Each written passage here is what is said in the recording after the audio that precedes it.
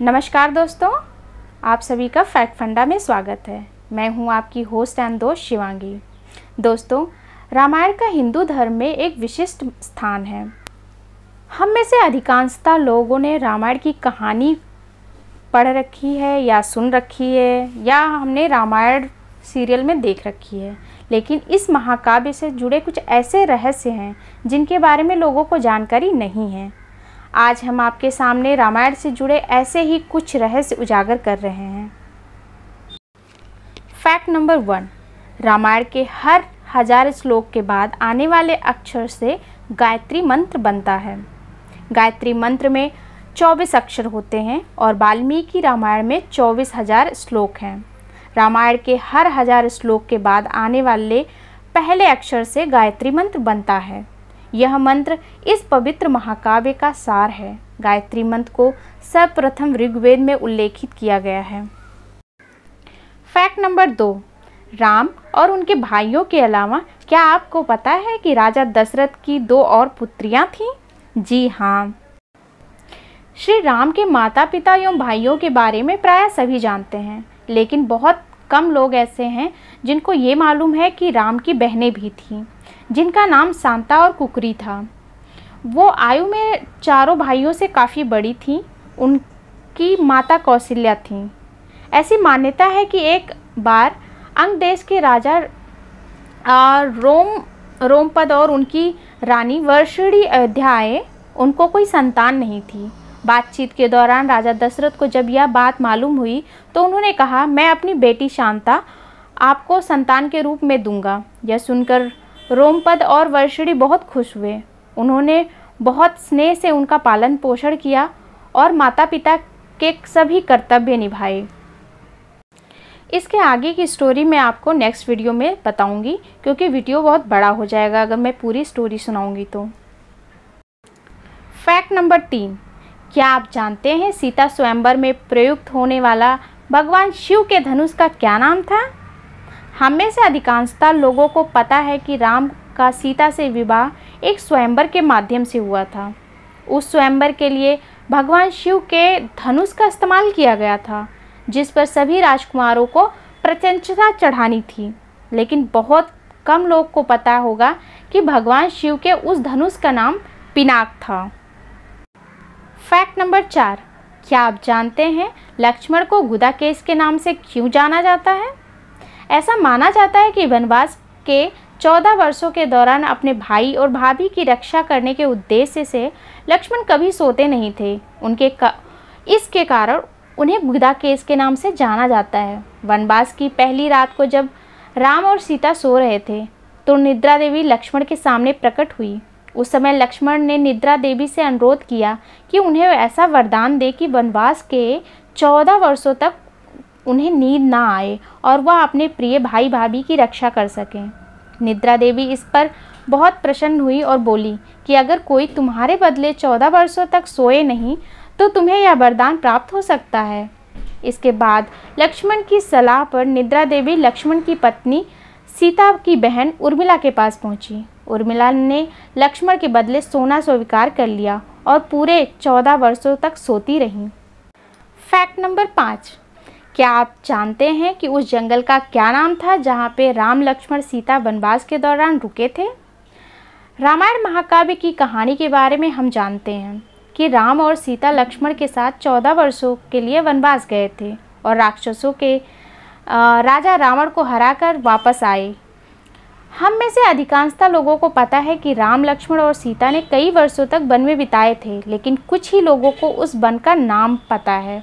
उस वन का नाम दंडकारण्य था, जिसमें राम, सीता और लक्ष्मण ने अपना वनवास बिताया। यह वन लगभग 35,600 वर्ग किलोमीटर में फैला हुआ था, जिसमें वर्तमान छत्तीसगढ़, उड़ीसा, महाराष्ट्र और आंध्र प्रदेश के कुछ हिस्से शामिल हैं। उस समय यह वन सबसे भयंकर राक्षसों का घर माना जाता था, इसलिए इसका नाम दंडकारण्य था, जहां दंड का अर्थ सजा देना और आरण्य का अर्थ होता है वन। फैक्ट नंबर 6, क्या आप जानते हैं लक्ष्मण रेखा प्रकरण वाल्मीकि के रामायण में नहीं है?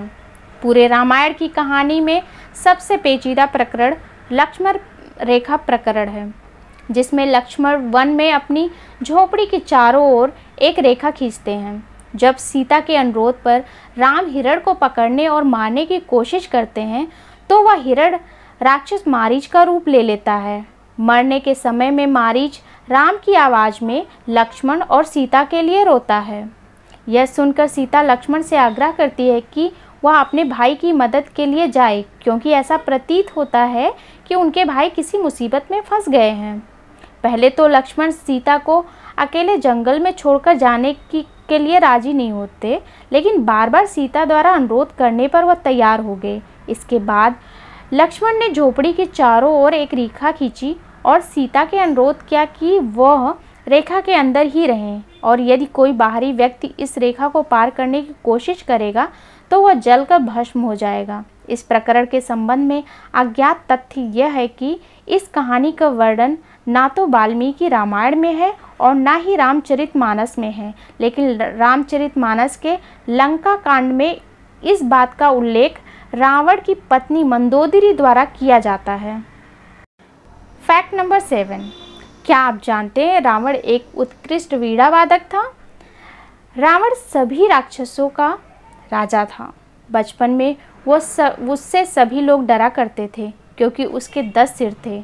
भगवान शिव के प्रति उसकी दृढ़ आस्था थी।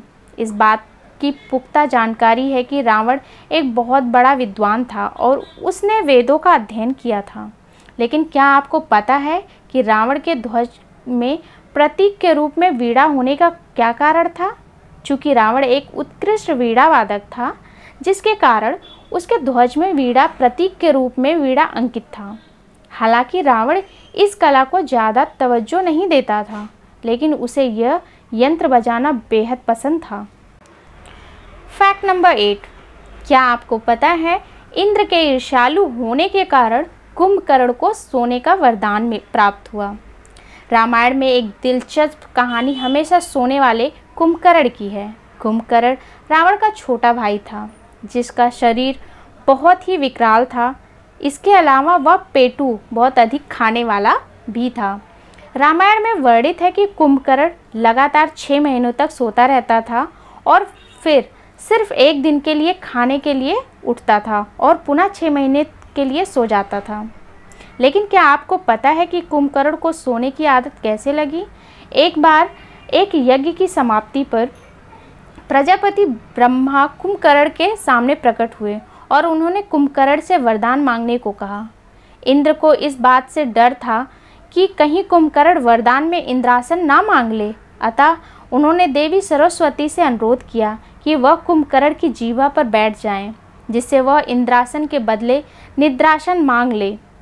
इस प्रकार इंद्र की ईर्ष्या की वजह से कुंभकर्ण को सोने का वरदान प्राप्त हुआ। फैक्ट नंबर 9, नासा के अनुसार रामायण की कहानी और आदम पुल एक दूसरे से जुड़े हुए हैं।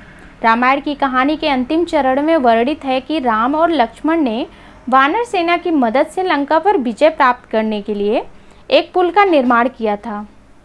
ऐसा माना जाता है कि यह कहानी लगभग 17,50,000 साल पहले की है।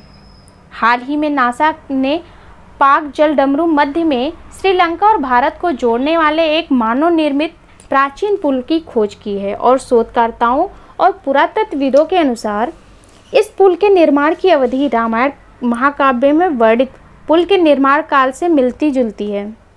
नासा के उपग्रहों द्वारा खोजे गए इस पुल को आदम पुल का नाम दिया गया है।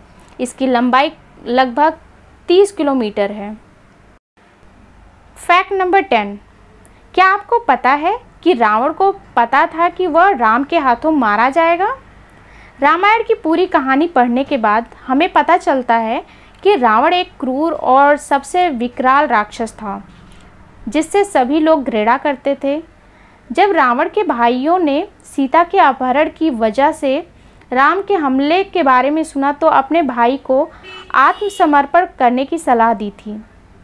यह सुनकर रावण ने आत्मसमर्पण करने से इनकार कर दिया और राम के हाथों मरकर मोक्ष पाने की इच्छा प्रकट की। उसने कहा कि अगर राम और लक्ष्मण 2 सामान्य इंसान हैं तो सीता मेरे पास ही रहेगी, क्योंकि मैं आसानी से उन दोनों को परास्त कर दूंगा, और यदि वे देवता हैं तो मैं उन दोनों के हाथों मरकर मोक्ष को प्राप्त करूंगा। फैक्ट नंबर 11, क्या आपको पता है राम ने सरयू नदी में डुबकी लगाकर पृथ्वीलोक का परित्याग किया था? ऐसा माना जाता है कि जब सीता ने पृथ्वी के अंदर समाहित होकर अपने शरीर का परित्याग कर दिया तो उसके बाद राम ने सरयू नदी में जल समाधि लेकर पृथ्वीलोक को परित्याग दिया। प्रभु श्री राम ने ऐसा किया क्यों, ये हम आपको नेक्स्ट वीडियो में बताएंगे। इस वीडियो में बस इतना ही। इससे जुड़े और भी बहुत सारे ऐसे तथ्य हैं, ऐसे रहस्य हैं जो सभी लोगों को पता नहीं हैं। उन तथ्यों को, उन रहस्यों को मैं आपके लिए ज़रूर लेके आऊँगी। बस आप देखते रहिए फैक्ट फंडा। चैनल को सब्सक्राइब कर लीजिए। वीडियो पसंद आया हो तो लाइक करना ना भूलिए और फ्रेंड्स फैमिली के साथ शेयर कर सकते हैं। धन्यवाद।